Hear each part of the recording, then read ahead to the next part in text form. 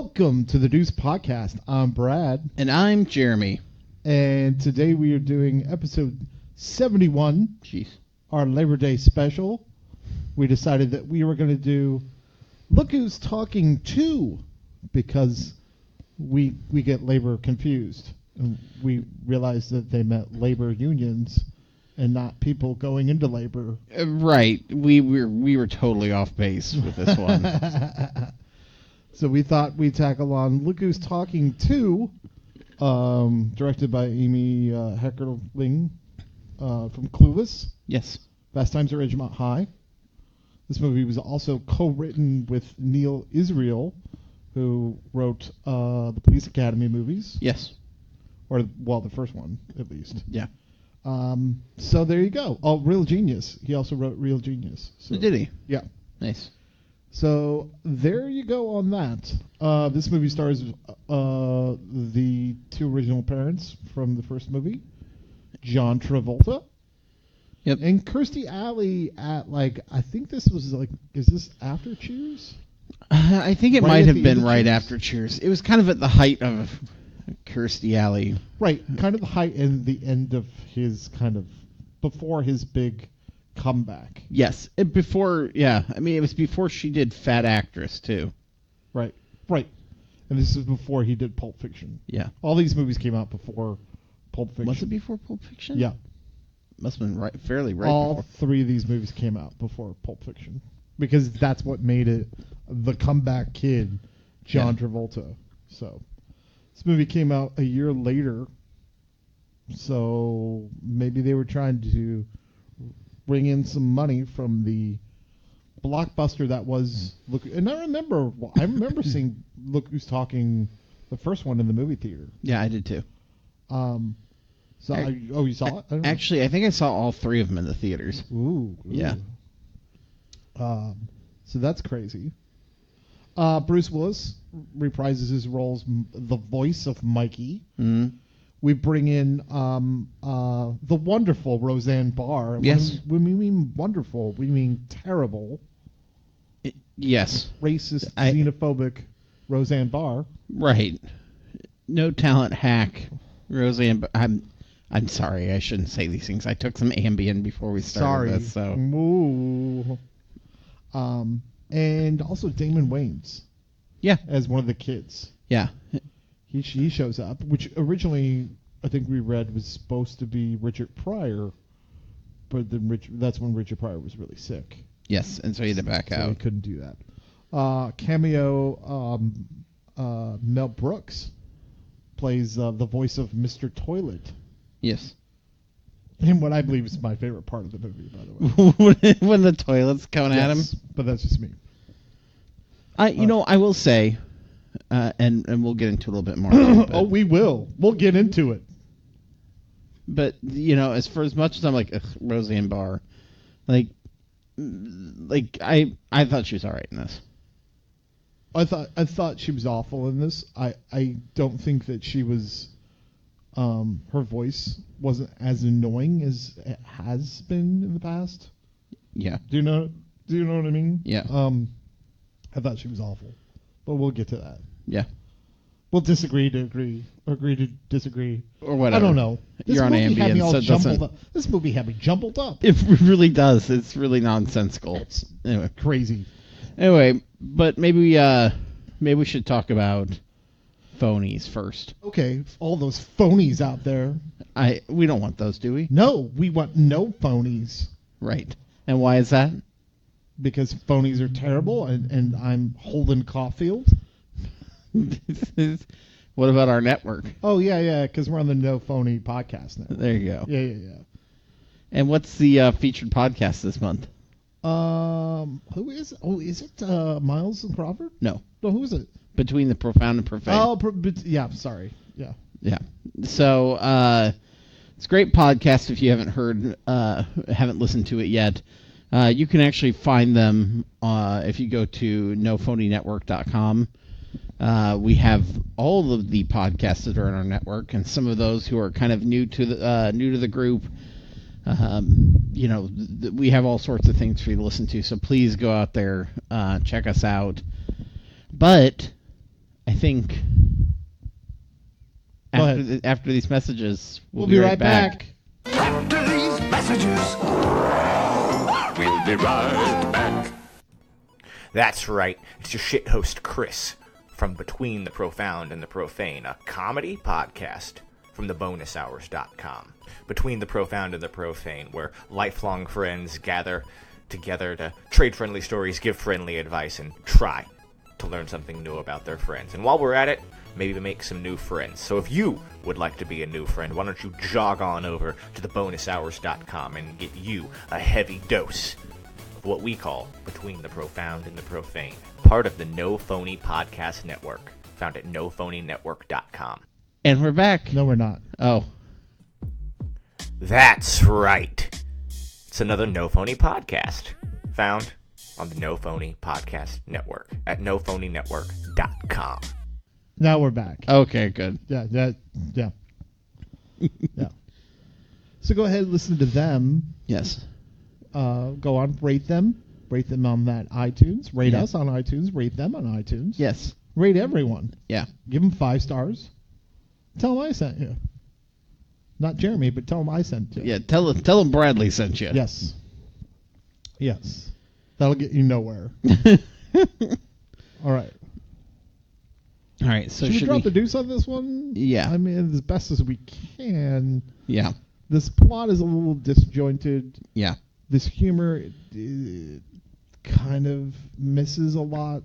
There are bright parts of this movie, not that many. So I have a story about this movie. Of course you do. Well, I worked at a cable company in Omaha, Nebraska, and they were showing this one day. I think it was like on a Sunday or something like that. Or it must have been Saturday, whatever day I worked. But like in the afternoon after it seems like a cartoons. Saturday in the afternoon movie. Yeah, and the movie opens with basically it's not like super explicit, but you see Kirstie Alley's character Molly basically ovulating, like the egg is moving into the soft tissue, and then eventually see sperm coming down there, and people called and freaked. Right. That's not Mother Nature. Sorry, that's nature. Yeah, like that's that's the way things work. Yeah, it wasn't like you didn't see like. Yeah, you didn't see sex. You didn't see like the dick slamming in and out or whatever. Like it was. People? Yeah, it was. That's stupid. Yeah, but people called and freaked, and I was like, I don't know how to deal with this. Like, we were just like, we'll pass your complaint on. It's not something that you normally see on like credits, prude. Right? Yeah. This is not something you normally see on credits. No. So I can get why maybe people would be like, oh, hey. Because it is kind of a little. I thought they handled it really visually. Oh, yeah. I think it's I honestly I think they did this in the first one too, and visually I think the scenes are fine. Like they make sense, and they also. I'm like, wow, you see it. Want to teach someone about the birds and the bees? Let them watch the credits to this movie. There you go. Do you know what I mean? Yeah. But I actually, and that's a good reminder. I was going to try to remember to figure out how they did the effects for that. Oh yeah, how did they? Because I don't know. I'd have to go look it up. It's very clear. It's very visual. Yeah, especially when the sperm. Yeah, I mean they have to be like Henson puppets. Basically. What do you call John Travolta's sperm? I know that sounds like a joke. I'm just asking. I don't know. I was waiting for a punchline. No, greased lightning. I don't know. Saturday Night Swimmers. Phenomenon. Basic. Broken condom arrow. Yeah. Ooh, yeah. Okay. Yeah. Sure. Yeah. He was in Broken Arrow, right? Was he? I get that in Face Off. Was Face Off? He was in Face Off too, where the faces literally come off. Okay, let's drop the deuce on this. Okay. So as we said, the movie picks up. You see that Molly and James in bed. So again, Kirstie Alley and John Travolta. John Travolta. Yes. Yeah. What did I say? Yeah, nothing. Okay. And they're getting ready to be amorous when Mikey is in his room, like watching his toys, and he's like, okay, there's nothing to be scared of. What is it? Monsters don't exist, but dinosaurs do, or was that the other way around? He's really just freaking out, and he's kind of hiding under the covers. But you see, like, the little barn door opens on, like, one of his toys, and these red eyes light up. Kind of creepy. It is pretty creepy. It's creepier than John Travolta's acting. And this little demon thing comes out. That's weird. And it's like, "Wah!" Like his little devil-looking thing. And then it makes his bear come to life. And it gets and like... not in a good way come to life. I mean, it's like fangs and everything. Yeah, it gets fangs and like Wolverine claws, and it like growls at him. Honestly, I don't know which room I'd rather be in, because in the other one, they're both scary. I know, it's terrifying. They're either both way. revolting. In both rooms, there's a male crying. Yeah. Yes. Mikey and then Kirstie Alley, the other one. So Mikey's like, holy shit. So he starts screaming for his parents. So James goes to get Mikey, kind of talks to him a little bit, comes back, and she's asleep. But he manages to, like, this borderline Me Too moment. I know. I was kind of like, eesh. Did he do something like that? No, I think he's joking. Okay. But he talks her into waking up, and then they have sex, and that's when we see, like, the scenes of, like, the egg, Right. and we see the sperm, like, trying to go, and it gets to her diaphragm, but one manages to sneak through. And then I think it's... That's the real sweat hog. That one.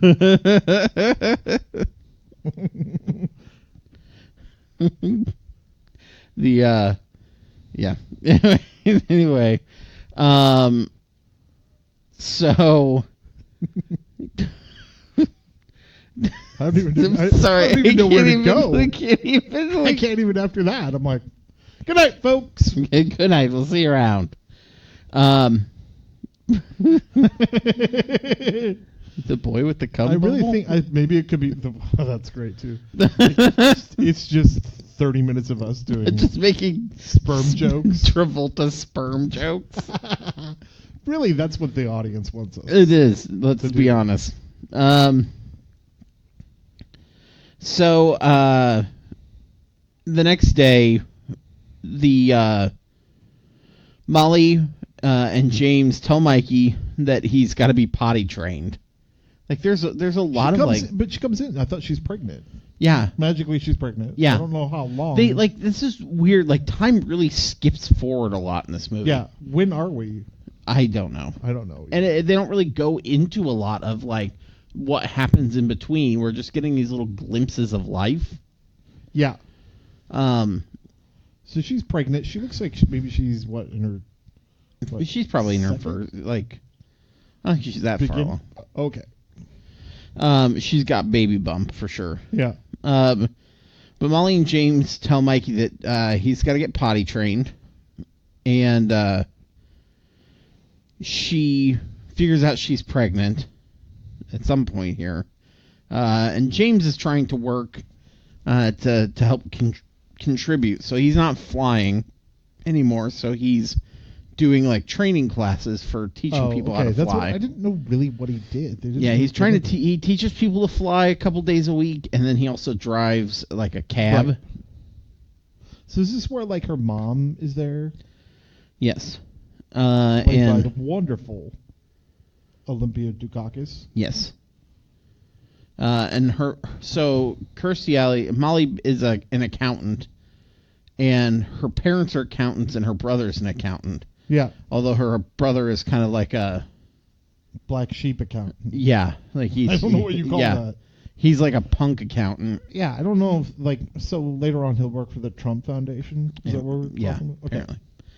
Apparently. But she's talking to Mikey about like, hey, look, you're going to be a big brother soon. And of course now he's dreaming about like, oh, I'm going to be this big brother. I'm going to take care of her. I'm going to, like he's in for it.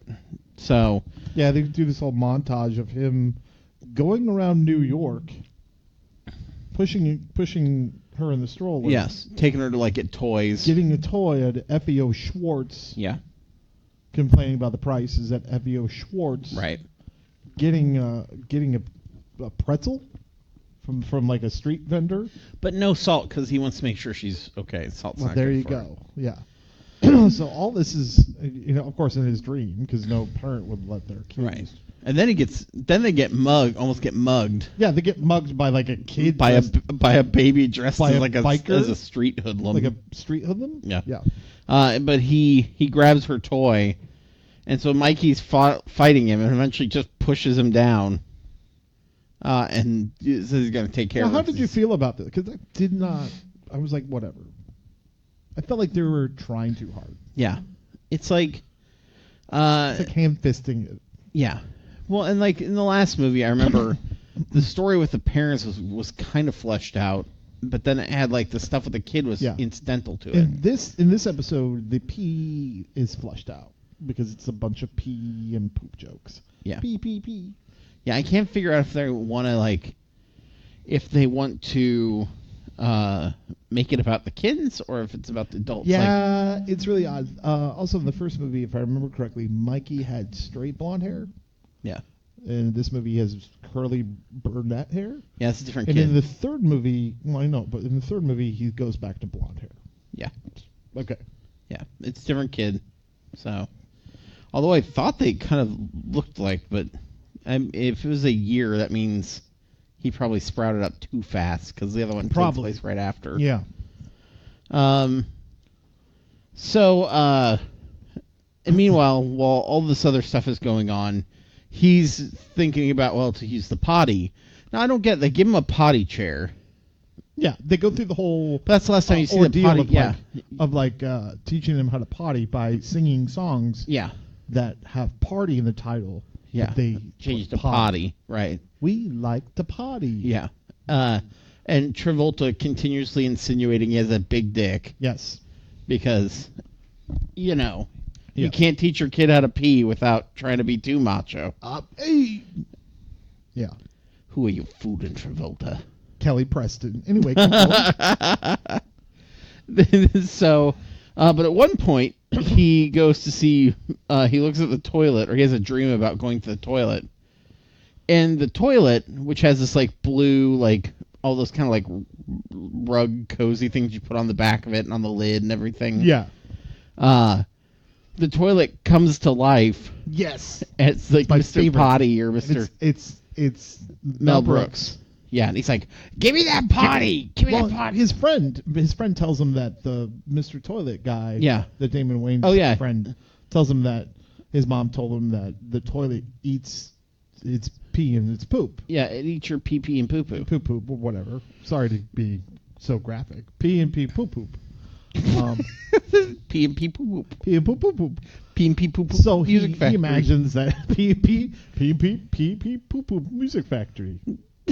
Gonna make you sweat till you poop. Anyway, okay. It's potty trading songs for kids. Pee and pee music factory. That's what they're doing.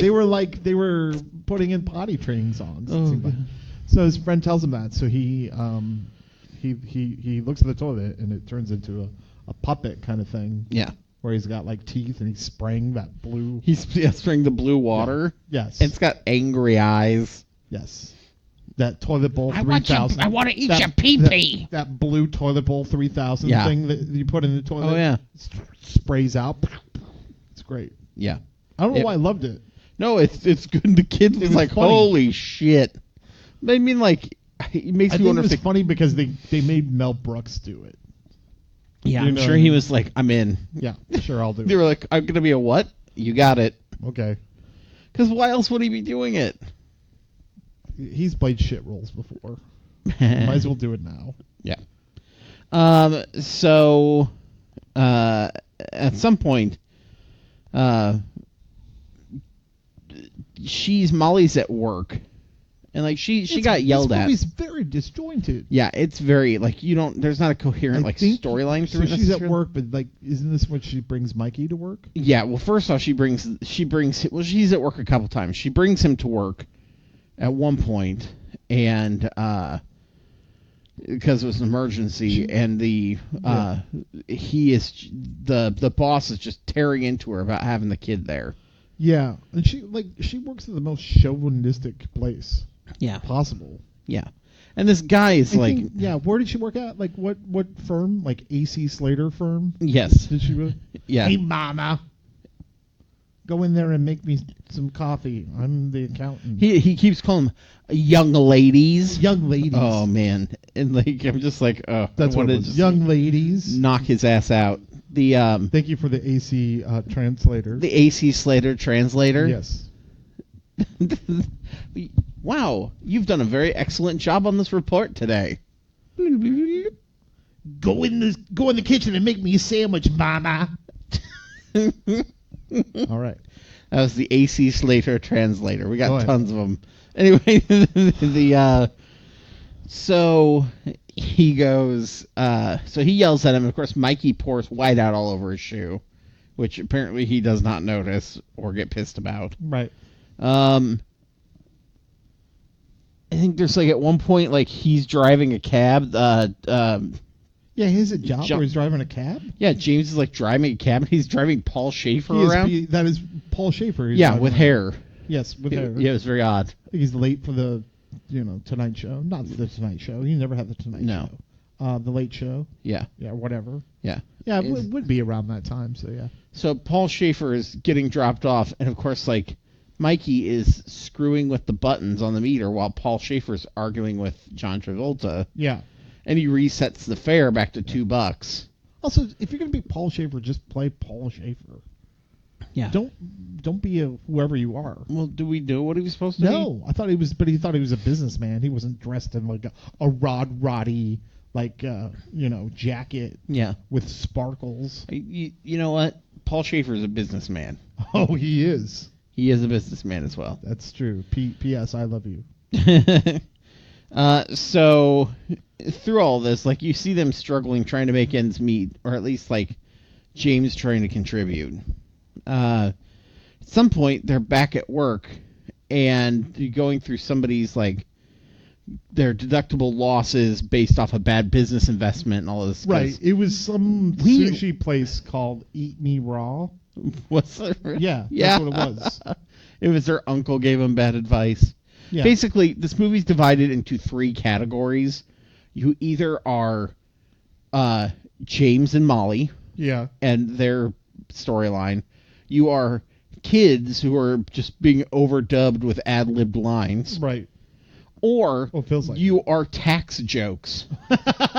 That's seriously, there are 3 parts. A third of this movie is talking about taxes. Yeah, it is. And everybody going, wow, taxes are cool. It makes me feel that they were like, we need another backer. Will the IRS contribute to this? Ooh, they'll call us. We'll be the cocks of the walk.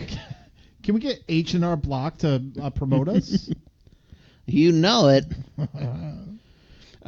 So they're talking about deductions, and finally she's like, oh no, I'm just having a little light labor. It's okay. Like she's breathing. She's obviously uncomfortable. They're still talking, and she's breathing. I thought it was a nice effect. Like as she's breathing, like the papers on the table are kind of blowing around, and like one guy keeps looking at them like, uh-oh, what is going on? And then finally her voice gets real deep. I'm going into labor. He was a schmuck. Like she just growls. Whatever. Yeah. And so they take her in. They find out, and all this time you see the little girl, Julie. She's like an animatronic. Oh, inside the womb? Yeah. Those didn't work for me. It looked awkward. Maybe back in the day it would have, but like the practical effect did not work. Well, it's like they were recycling jokes. So in the first one, yeah, it really was. They were like, because Mikey talked about 10 fingers, 10 toes. Like, what's this one finger down here? Right. It was like his penis joke. Yeah. Well, then, so they had to make sure they got Julie in with like a two arms, 2 legs, 2 mouths, like, get her vagina joke in. Huh. And so at some point you see the umbilical cord starting to wrap around Julie's neck. I was really worried about that puppet. Well, it's a real concern with childbirth. And I was like, puppet. Oh my God, what are they doing? It's not. I didn't know what was going on. I saw the puppet getting choked, and I thought, oh no. Yeah. Do you know what I mean? And so, they get her to the hospital. Yeah. They do a C-section. Which I'm glad they showed, this other, that's okay. Like, sometimes that has to happen. Right. They show her getting the C-section, and John Travolta being kind of, nauseous while he's watching. He's like, okay, and, trying to stay strong. But they eventually get Julie out. And, they get her breathing. She, when she meets Mikey, because Mikey shows up then to meet her, and he tries to give her this little stuffed cow, and she freaks out. And so that kind of starts the whole... it's more of a mirror image, for Roseanne, so... She was in, what was that, Home on the Range? Was she in Disney? Yeah, she was a cow. Well, there you go. Yeah. She foresaw her future in one of the worst Disney movies of all time. We can just say Kirstie Alley gave birth to the she-devil. Yeah. I mean, right? Yeah. Okay. To Vesta Rose of She-Devil. So Mikey is trying to, be this great big brother, and Julie just is not impressed. But he's not getting as much attention. She's getting all of it. Can we go back? Before she was born, one of her bosses, Kirstie Alley's bosses, was yelling, and Julie, or Roseanne's character in the womb, was all like, "Man, someone's loud and obnoxious." And I turned to you. I go, "Yeah, you, Roseanne." I just had to say that. Yeah. I was waiting for them to try to slip in a domestic goddess joke. Oh, God. That would have been better, actually. So, and there were some sweet things. Like, at one point, Mikey is like, hey, this music box always calmed me down. And he puts it on Kirstie Alley's belly. And you see Julie, going, oh, this is nice. Roseanne didn't have that gravelly to her. Yeah. That she normally does. Yeah. So it was kind of, I know this is going to sound weird, it was refreshing to hear her do that. Yeah. But the jokes weren't there for me. No. I think later on I was like, okay, she was good at matching the emotion of the baby, I thought. Whereas the baby Mikey could be doing anything, and Bruce Willis is like, hey, watch me play a harmonica. Hey. So I think he did do that. He played a harmonica in his Dad, band. Look at me play the harmonica. Oh. So I was in moonlighting. So Mikey starts to resent Julie a little bit because he's not getting attention. He tries to lay down the law a little bit. Really upset. I think he actually calls her Hans Gruber at one point. Hans. What was the other baby friend? Zeus.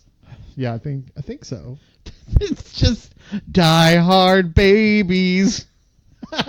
Did we just create Die Hard babiys? God, I hope so. I want that. I want that right now. Mr. McQuain. Anyone out there, please try to get behind that. I don't care if you're a writer or draw something. I want Die Hard babies. It's happening. I really do. Maybe the crib gets taken over. And I want that so bad. It's happening. It's been spoken. It's in the ether now. Someone will get it. So he's trying to show her what toys are his and which ones are hers. And he's like, no, these are all mine. You see him being like, no, the cool ones are mine. You get all the lame stuff. Yeah. Meanwhile, Molly's right-wing kind of slacker brother shows up. Her conspiracy theory. Oh yeah. Brother shows up, played by Elias. Alex Jones. No. Yes. No. Exactly. Elias Koteas. I don't know how you say it. Oh yeah, he played Casey Jones. On, yeah. He's a repeat offender. Was he in the second one too? Was Casey Jones, or did they change Casey Jones? No, he was always Casey. Okay, Jones. was he always Casey Jones? Yeah. Well, no, he wasn't always Casey Jones. Oh, he was. In the new one, it's what's his bucket from Arrow. Well, right. Okay. Obviously. So he needs a place to stay. He shows up, and they talked about him earlier because he's always begging for money and whatever. But they're like, Olympia Dukakis is like, he's fine. He's got this degree. He'll be fine. Another flub that they did was Julie's friend. They talked about like that she had a brother, but then like Molly. But when she meets him, oh, I didn't know you had a brother. I'm like, come on. Oh, to Mona? Yeah. Her friend? Yes. Yeah. Yes. Yeah. Go ahead. Very odd. Anyway, so he shows up, and James does not like him. Like, the guy is just... He starts trashing things right away. He's basically just ignoring James being there. And we find out he hasn't left for a long time. Like, he's been staying there forever. I don't even know. Like, the timeline of this movie is so weird. It is. How long like, has she James skips... been there? So, she, like... Okay, so... Would they argue? How long is that argument? Yeah, I don't know. it has to be years. So, from the time when... I think around the time when he's there, she's, like, 3 months old when he first arrives. Julie is. And then by the end of the movie, she's supposed to be, like, a year old. Oh, is that where we... Yeah, probably, because she's walking. Yeah. That's usually about 12, 13 months. Yeah. Is when you're walking. Sorry, I took a child psychology class. No, you're fine. So, yeah, that would be about 12 to 14 months. Yeah. So, yeah. So, he's been there for a long time. Like, throughout the whole movie. Yeah. And so... he's basically... James gets... Molly's parents hook James up with an interview for a job. Yeah. For, like, piloting. But it's real demanding. He's going to be gone a lot. Which he doesn't want. He wanted to be closer to his family. Which is why he wasn't taking those. But they've arranged it, and he feels like he's getting a handout, which he doesn't want. Or like he's being pressured into taking it, which he does not want. And he thinks it's because her parents look down at him, which they do. But they start arguing, and he at one point he's like Stuart. James comes in late one night. Stuart pulls a gun on him because you got to have a gun. What if the economy crashes and then I assume they're in New York, right? They are. Yeah. Okay. What if the economy crashes and then your neighbor's going to come here and take all your water and this and this and this? He's basically going on about how everybody should have guns. Right. And which Baby Roseanne seems to like a lot. But Baby Roseanne was like, yeah, maybe everyone should have a gun. She was all on top of that. But so they argue about that. And he says, no, I want Stuart gone. He's jeopardizing the kids. And then he's talking about, like, look what he does. He drinks, like, everything but one sip of something and puts it back. He takes a bite out of every piece of food and then puts it back. Like, he's a terrible house guest. Yes. And so he wants him gone, and she goes... He invites those 4 turtles over all the time. I know. And they eat all your pizza, including the pizza, except the pizza bone. They just leave those for you. Yeah. And the falcon breath. He keeps sniffing the falcon breath and pizza bones. He's getting high on falcon breath. So he basically is like, look, no, you've got to choose. It's got to be me or him. And she's like, well, don't ask me to choose. That's selfish, and that's whatever. And she calls him a dumb... Is it really selfish? I mean, that's your husband and your kids. Well, but think about, like, her whole family has been like that to him. And basically they've created this environment where he's almost like the outsider, and he's just graced to live in their world. Right. And so she calls him a big dumb slob. And he says, well, you're you're a big slob or something. Like basically they keep using the same insults This back is and like forth. the fourth fight so far. This one is the one that really gets them to break up and him to move out. Molly tells him to leave. Yeah. So he leaves. So he leaves. And so then throughout this movie, he's been gone the last half of this movie. Yeah. But I don't know how long it's been. Yeah, nor do I. It has to what be he's doing. It has to be a long time, though. Because it starts snowing later on. Yeah. Well, Molly gets... So, when Molly kicks him out, we see where Mikey starts getting angry. And Julie has her little best buddy is a stuffed penguin named Herbie. Yeah. And, like, she's talked to him a couple times. Well, Mikey gets so mad that he rips Herbie's head off and just throws it across the room, and Julie is crying. And I was like, oh, like when Roseanne did the voice there, I was like, oh, poor baby, because like it was, I think she said the right things. It wasn't like I'll get you. It was like no, why are you doing That's this? what I said. It's not your typical Roseanne Right. performance, you would say. Right. Having said that, it just didn't work for me with the joke aspect of it, but the emotional aspect was fine. Yeah, Yes. I agree with that. I agree.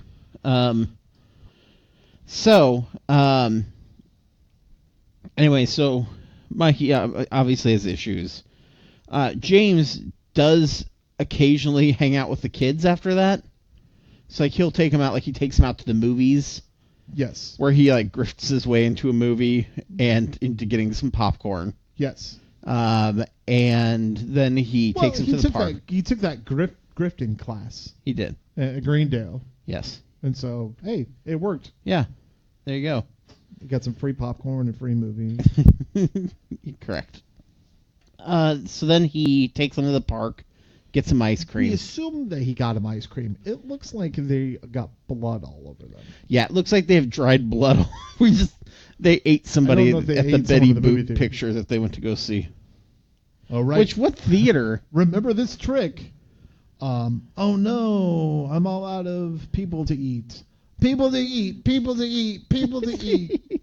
Well, he grifts his way in. Okay, so he grifts his way in because he goes, hey, my kid left her shoe in there. Right. Can I go back in and find it? And they go, okay, yeah, and let him in. Although clearly he's holding the other shoe in his hand. Well, they don't see that, though. No. Well, he didn't put it in his pocket or anything. It was just out there. And then when they get inside, then he was like, hey, kids, freak out while I'm trying to get popcorn. So they just give me some to make us go away faster. Yeah. Are you wondering what movie theater that is? That's AMC. That's an AMC. Well, okay, so there were two movies. Definitely an AMC. There was Total Recall. Yeah, there's only two movies. Total Recall and Betty Boop. And Betty Boop. Total Recall. And I don't care that they went to Betty Boop because they were like, oh, the other one's we're too young for the other one. I don't know if you've been to a Betty Boop cartoon, but maybe you shouldn't be at either of those. Right. Anyway, are we talking about the fact that they take the kids to gym class? Are we there yet on the gym? No. Although they said they were going to do that at some point, so he could be, because he was like at one point Mikey and his friend were at the playground when they were talking about potty training and stuff, and they were like, "Oh, you know who liked the zoo? Julie. We should go take her." And so while Kirstie Alley and the other lady were just like reading, the other lady does have a name. What is it? I don't know. Keep going. They're just reading, and okay, so they're reading. So shut up, everybody who thinks that now just parents are distracted by their cell phones. They were distracted back then too. Anyway, so the kids start going away with the stroller, but they catch them, and they're like, "Hey, don't do that!" And then like they find Mikey's like, "Here," and hands her a crack pipe.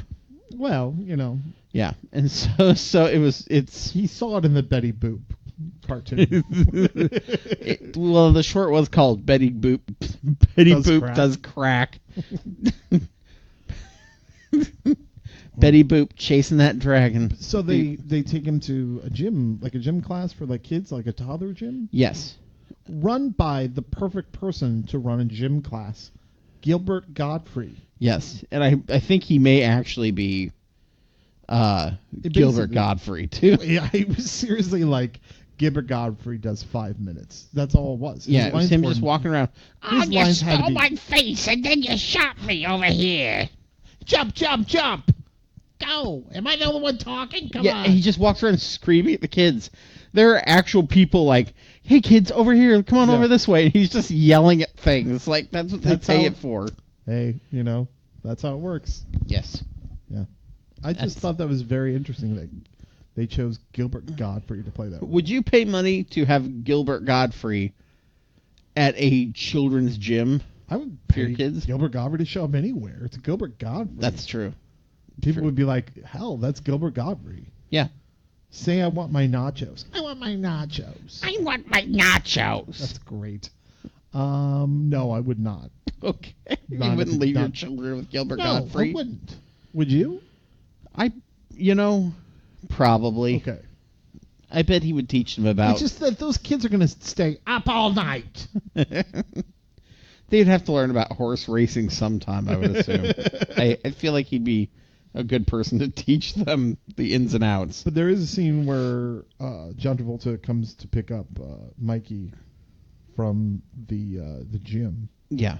And if you thought you were going to get away without seeing John Travolta dance in a movie, you are poorly mistaken. Yes. It's All Shook Up by Elvis. Yep. And he dances through the whole gym, climbing up steps, climbing up slides, Yeah, doing sliding everything. down poles, doing... And let me tell you, he still had the moves back then. Oh, yeah, he did. I mean, that scene was great. Him Yeah. moving around. And kudos... It was fun. Kudos to the kids, too, for, like... Yeah. It was obviously choreographed, because, like, the kids were standing in places and dancing while he was going around, and sometimes he would come down something, and then there'd be two kids, like, following him on either side, dancing with it. Like, they were little kids doing this choreography. Yeah. It was pretty slick. Yeah, one time he jumps on the trampoline and flips and does this weird thing. Yeah, and when he lands and starts walking, totally him. He lands and starts walking forward, and that's when the kids come on either side of him and are dancing with him as he comes towards the camera. Yeah. It's almost this, like, Hal Hartley moment of... With John Travolta and kids. Yes, it's exactly like a Hal Hartley movie. With his random dance scenes? Right.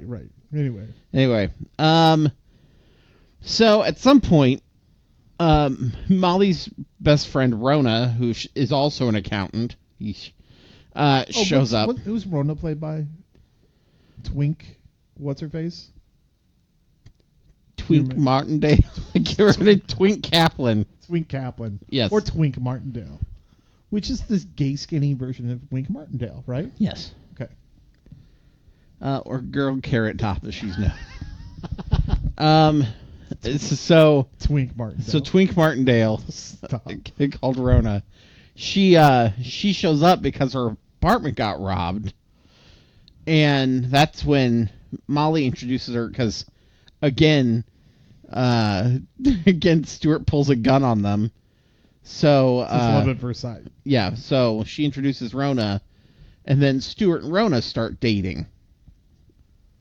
Now, Julie decides she's going to start walking because she's going to run away after she's going to leave because she finds Herbie's head. And she's like, "Is this, God is my witness, I'm getting out of here." And that baby has the cutest little lip quiver while she's doing it. Oh, so adorable. Cutest kid. That the little girl who plays Julie, freaking adorable. Freaking adorable. Agreed. So later, you see Molly sees Julie walk to the sofa, and she's calling out to everybody that you should come see this, and then realizes she's sad because James isn't going to be there to see it. Like, he's not going to be part of that. He's missing these moments. Right. So she tries to win him back. Yeah, while he's out with Mikey still, she decides that she's going to get dressed up so that when he comes by, that like she can catch his attention. And so they have this montage of Kirstie Alley getting ready, and then baby Julie like eating the makeup brush, and like getting dressed up too. Yeah. Like, the cutest one is there's one where you see Kirstie Alley sprays like perfume on her chest, and then the next shot is baby Julie, and it's getting perfume sprayed on her too, just the same way. It was adorable. So she tries to win him back, but he's really not interested. He just wants to leave. And then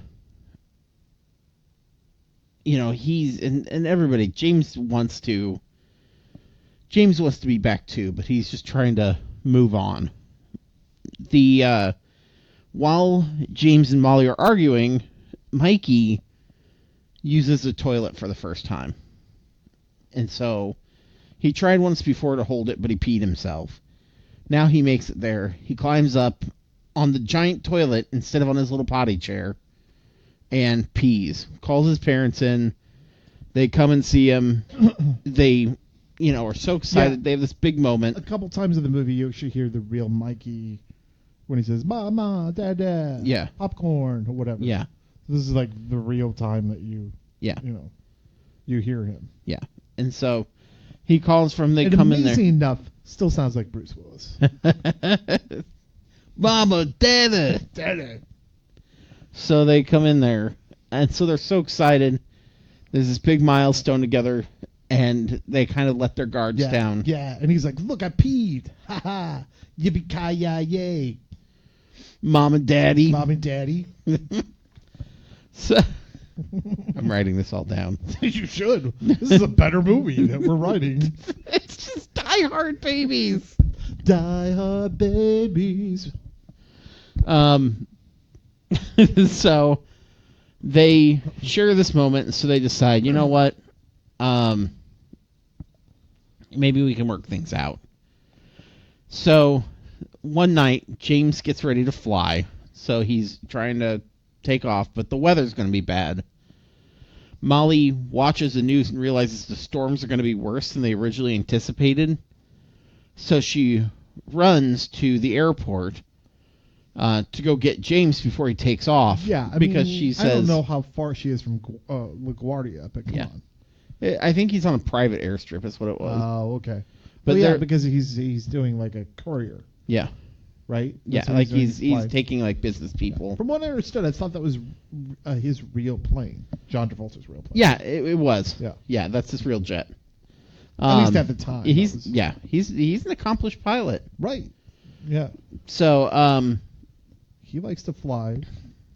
He does. He started out flying convertibles. He did. And then moved on to jets. He did. Go Grease Lightning. And then he flew like a stealth in Broken Arrow. So they rekindle their love. So she's like, come back with me. Like, don't go out and do this dangerous thing just because. And he's like, okay. So I don't know. Apparently the flight, somebody else can risk their life. It's okay. Right. So they go back. While they are, Stuart is watching Mikey and Julie. Yes. Which is the perfect... I mean, the only other person that would probably watch him if they got Gilbert Gottfried to come and watch him. Don't worry, I'll watch you, baby. I will. Don't worry about a thing. You've got Affleck. Anyway, yeah. So they'll need it after what happened. So he's watching him, and you hear something in the other room. Well, there's a guy breaking in and like using like glass cutters to cut a circle in the window and to gently do all the it's dumb. It's like third act. Yeah. And so let's make it really happen. Have their apartment be robbed. Yeah. So Stuart hears it. He's like, "Hold on, stay here, kids." So he goes after him with his unloaded gun and chases this criminal down the fire escape and everything. He's basically running after him, chasing him down the street. Leaving the kids alone. Yes. Now leaving toddlers alone. Yeah. Now he was cooking an dinner. apartment complex that just got broken into in New York. Yeah. So he's been cooking dinner, And so when he did that, he just like left. He threw the towel down and it caught on fire. And so fire just like crazy. Yeah. Like evidently they were playing with also the recycled newspapers. yes. Were they building paper hats or something? Maybe. What were they doing? Yeah. Why is it all like let's just spread the newspapers out? Yeah. This is like it was like a I don't know what that was and how that happened. it was like a New York button factory fire. It was went like that. yeah. And so it just was swept everywhere. And so the cab comes up and you see that Molly and James are in there, and she says, well, I left them with Stuart. I left the kids with Stuart. Let's get back. And so he's mad about that. And so they stop and they see Stuart fighting the criminal, and of course Travolta knocks him out. And what'd you do that for? I could have taken him. And he's like, well, what was I supposed to do? Let him kill you? Come on. So Molly's like, where are the kids? Oh, inside, up, still upstairs. And you look up, and obviously you can see the flames through the windows. Yeah. And so they're like, oh God, so they run inside. Well, in the meantime, Julie's like in her little like walker thing, and Mikey says, hold on, Julie, like pull your hands in, don't touch the hot stuff. And so he's pushing her through, like past the fire, and exits the apartment with her. And manages to get in the elevator and take her all the way down to the first floor, right as the parents are showing up. Uh-huh. And so James runs upstairs, puts the fire out with the fire extinguisher, and that's it. Basically, they don't have that much damage at this point. Like they lucked out pretty well. So then it kind of goes to this epilogue piece. James and Molly and the kids go to a barbecue with Molly's parents. We see Stuart and we see Rona there, so they're still together. And at the end, Julie asks Mikey why he saved her. I thought you hated me. And he goes, well, sometimes I do hate you. But, like you get on my nerves, but I love you. And so we got to stick together because grown-ups make no sense. Yeah. And so then they go, she's like, yeah, right. And so then they hold hands and they start walking away. Yeah. And then there's a stinger later that shows her falling into like mud or something. Ow, my tush, which she says more than once. Great. So you've been deuced. Yeah, right? you've been deuced. So that is Look Who's Talking Now, or I'm sorry, Look Who's Talking 2. Yeah, Look Who's Talking Now is the one with... The third one. Is one with dogs. Oh, my God. Okay, so that's what we thought of it, but let's hear it. What other people thought of it, Jeremy? Yes. Manda Beetle gave it a 1 out of 10. Mm-hmm. Says, look who's boring. Ooh. Yeah. This movie did have a chance if it didn't bring Molly's brother, who needs to be sent back with the Teenage Mutant Ninja Turtles, and her annoying friend, whatever her name is. But also the really bad and lame points in this movie were the couple fighting, them singing about Mikey going to the bathroom, and using Roseanne as his sister. That's when I really thought this movie was really bad. If I wanted to hear that, I would watch Barney or Sesame Street. Avoid. What? Okay. Yeah, I don't know. And keep in mind, I'm reading these reviews that people give. I'm reading it as they wrote it. Yeah. So if there's any mistakes, I'm reading those mistakes too. Okay. Well. J. Wells 97 says 10 out of 10. They've got a double hitter. It's very rare that a sequel will be as good as the original, but they achieved it with Look Who's Talking 2. Congratulations on a job well done. Michael Travolta and Kirstie Alley were excellent choices for James and Molly. Michael Travolta. The casting was good. The music brought back happy memories. And the story line was fun because Molly's feelings and the ups and downs of raising children were depicted so well. I suspected the story was written by a woman. Sure enough, it was. Bravo. I bet babies and toddlers really do think many of these things. Now I'm eager to watch the third movie in this trilogy. Oh, I'm sorry. You're eager to watch the third one of this. Ooh, yeah. But yeah, Michael Travolta. Oh, They really Michael loved- Travolta. I think they got Michael, the movie Michael, confused Yeah. with John Travolta. So. Makes sense. And maybe he should be Michael Travolta. It does. I think it has a better ring to it. Let me tell you, Jeremy, I'm not a big fan of when you have a show or a movie and you hear the inner dialogues of like the kids or the pets. Yes. A lot of times it doesn't work for me. Even Mr. Ed talked.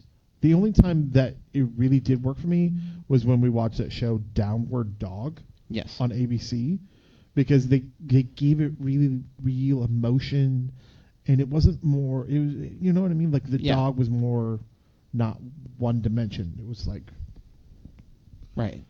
you know what I mean? Yes. And I think that I get it. Like I kind of want to be one way or the other. Like I either like where if the thing is talking that there's interaction with whatever. Like you get that with like Garfield or Mr. Ed, things like that where they understand. But like when it's the thing and they're just doing commentary, I don't care. For Except that. Downward Dog. Downward Dog was sweet though, but that was sweet. he wasn't directly responding to things they were saying. He wasn't, and in fact, a lot of times he would then be talking on his own. Yes, where it was, you know what I mean, where no other. And he didn't understand them really. He really didn't understand them. Yeah, he didn't. Yeah, which is quite amazing. I just think this movie falls flat on a lot of things. So. Yeah, the time, and there was a weird in the middle of the movie. I don't even know. I don't even remember where it was to like call back to it, but there was like a weird flashback scene. Yeah, where it had flashbacks from the first movie. It had flashbacks from this movie of things that we just saw minutes before, and then it had flashbacks to scenes that we had never seen, but they weren't chronological. They were just skipping back and forth. I was so confused as to what it was. Like some of those, I was like, "Is that the future?" I think the editing on this movie is really terrible. This is probably a good example of not editing correctly. Yeah. Also, I just think Roseanne. Look, I don't like Roseanne as a person. It's pretty obvious a lot of people don't nowadays. Look, Roseanne at the time, what was this, 1990, whatever, it was her heyday. Yeah. She was really funny in her heyday. Yeah. And could knock it out of the park. She's not doing that in this. And I think the script doesn't let her do that. Yeah. And I think that's a shame. Yes. Bruce Willis, on the hand, is just commenting on what he's seen. Yeah. His stuff just fell extremely flat to me. Like, and I get Roseanne's thing. Like, I get what she's trying to do. And I had a lot more. I think I gave her a lot more latitude than I did. I didn't. Bruce Willis. I gave her less. I don't know why. Probably because I feel like she stuck to a script, and he was like, "Look, I know how to make a baby talk," and he just started doing shit. Go ahead. Why don't we get into our 5 questions? Let's do it. All right. So, what was your favorite part of this movie? Look, I'm dogging on this movie a lot. There are 2 really good parts of this movie. And I hate to say it like this, but my first favorite part is the music. I thought it had a good soundtrack. Mm-hmm. Thought the soundtrack was very well used in the right appropriate. Except that song when she went to the airport, I was like, what was that? Yeah. And then the other thing is the kid actors themselves. Not necessarily, obviously, Bruce Willis or Roseanne, but I actually thought the kid actors, or whoever is helping the kid wrangler, did a great job, I thought. Yeah, so... Do you know what I mean? Dealing with the kids. You? Like, to me, it was like... I don't know, it bothered me that, like, the kids were obviously speaking at the same time, and like I assume it's supposed to be that they're baby babbling, and that just, you know, what they really want to say is happening in their head. But I don't know. Like, I don't know. It just bothers me because, like, I was trying to, like, what is that kid saying? And a couple of times I thought he was saying the same thing. Like he was they were trying to get him to say the lines. Yeah. But I don't know. Like, it'd be one thing if I heard him also saying that, and then you heard it like translated or whatever. Like, that'd make more sense to me. But I don't know. That didn't work for me as much. I did like. I'm the opposite of you on this. I think Roseanne's stuff, I think she had some jokes that fell flat, especially when she was like in the womb. But when she was the baby and was having not the jokey moments, but more of like the emotional ones, those hit home to me. Like when she was just like, but you're my only friend, Herbie. And then later she's like, why would you do that? And she's like crying because the baby is really crying. Like it matched up to me. Whereas like the Mikey, if he was like being silly or whatever, like Bruce Willis was just talking and it had nothing to do with anything. Like it was just. I couldn't disagree with you more. Oh, really? I thought her emotion was flat. Her delivery was flat. I thought at her heyday, she is way better than this. Yeah. And she's not knocking it out of the park. Look, this is two different movies to me. This is a movie for the parents where they're fighting. To me, this is a comedy. This is actually a domestic drama disguised as a comedy. Yeah. Their parts were not funny at all. No. Right? It was very dramatic. Yeah. Right? And so it was like I kind of at some points on the dramatic side wanted to know more about that because we kind of went from, he got kicked out of the house and now he's driving around with this girl. Yeah, she's having a daydream. Apparently there are more cut scenes that they put back in when they extend it for time. Okay. That where she fantasizes about that more, that like he's off. Oh, that's a fantasy? Yeah. I didn't get that. He was gallivanting around with some lady. Whatever. Yeah. It just, like, I wanted to know more. Like, if you're going to do that, have a drama. Yeah. If you're going to have the kids, have a comedy. It's like you put both of them together and it didn't mix well. Yeah. If you're going to have them argue funny. Yeah. You know? Because you can write funny arguments, but those aren't even funny. So I agree with you to a point, but I think this is really three movies. There's the movies for the adults. Stop. There's the movies for the kids where they're being silly, and then there's the movie for your tax preparer. Stop. Who goes to the movies with you. Stop. As the deduction. Go ahead. Would you rather reboot, continue, or cancel? Done. I'm done with this. Done? I'm done. I do not like these kind of movies. These movies don't even like even when I talk about Weekend at Bernie's. I enjoy those because they're dumb funny. Yeah. This isn't even dumb funny. Yeah. It's just kind of lukewarm, you know? Yeah. Like it's just flat. I want to have one now where when you find out that voice that we have for Mikey, the Bruce Willis voice, is actually a voice in his head that tells him to do things. It's like the kid who's just Bruce hearing Willis playing? who's just like, you should go knock them out, Mikey. And he's like, what? No, why would I do that? That's the new Die Hard movie. It's his inner dialogue. It's just is the kid with hearing voices in his head. I could stop this terrorist, but I really have to pee and poop right now. I have to pee poo poo poo. No, I would also say cancel. Like it was a gimmick and it worked for the one movie, but it really that first movie did work. You didn't need to continue it. You did not need to continue this. No, it's a cash grab. Yeah, and the fact they went to dogs next was like, which is big annoying. Yeah. Do you think this movie stands on its own? No. Because I don't even think it stands on what they have now. Yeah. Let alone stands on its own. I kind of think it does because it starts out with it's a family. Yeah. And I mean, there's nothing really and you get what the idea of what their jobs are or what they do. But the extended family themselves. Yeah. They wasted Olympia Dukakis. Yeah, they did. You were in you had two lines?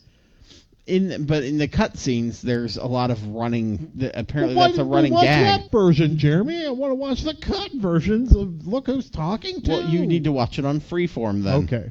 Or Fox or Family Channel, whatever it was. Oh, really? Yeah, ABC That's weird. Family. It's freeform. Well, it is now. Yeah. I don't know if it was then, but Probably not. But yeah, they would show it, and they show like the extra thing with her, like having more like daydreams about him running off with some other gal, and then like very odd, like a running gag with like talking with her mom about everything. If there's a director's cut of Look Who's Talking To, I don't really want to watch it. That's fine. No, that's yeah, fine. We'll take your word for it. Yeah, you just leave that on the bottom of the barrel there. Does this movie make you want to watch the first one? No. No, it's a no for me as well. That's a no. I think that's the first one we've agreed on. Like, Oh. well, no, I agreed on the cancellation too, I suppose. But Yeah. and then 2 words to some of your experience. My experience is tax write-off.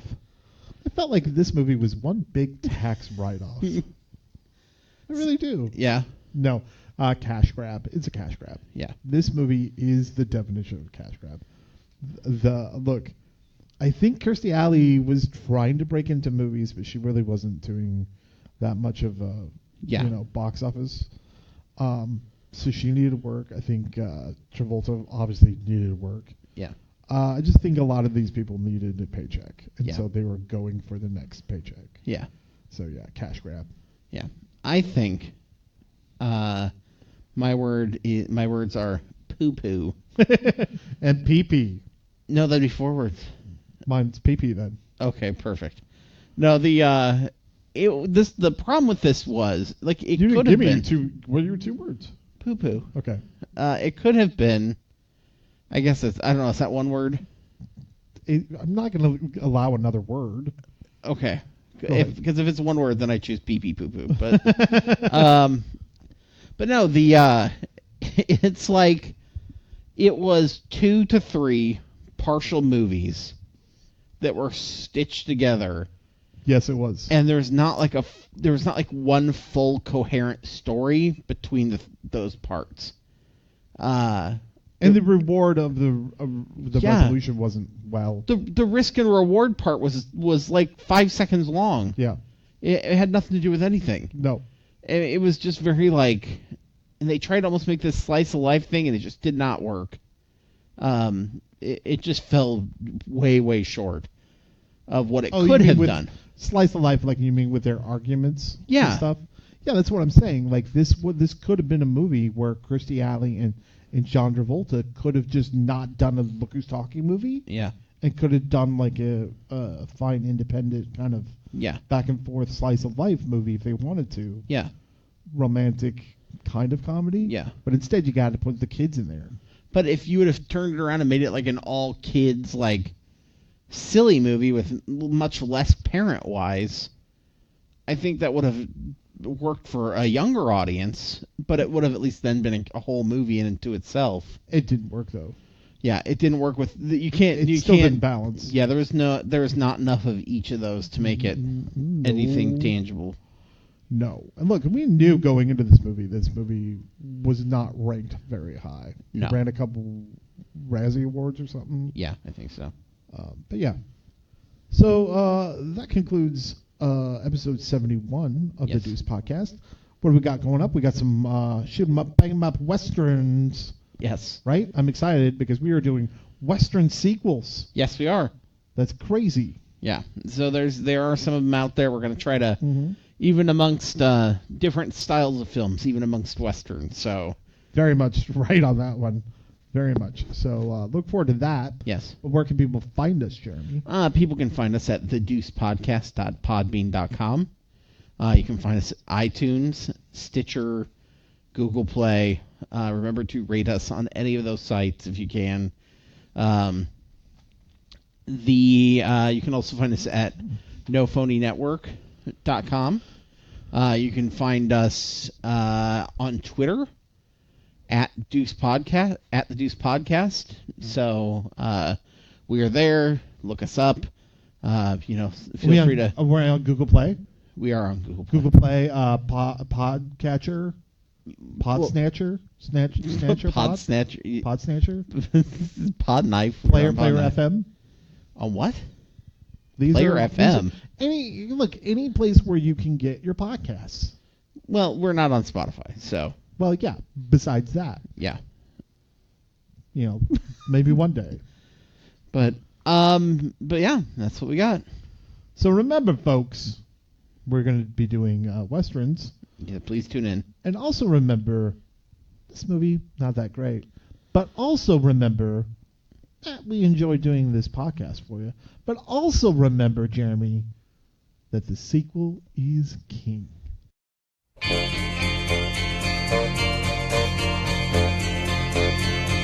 They say we're young and we don't know. We won't find out till we grow.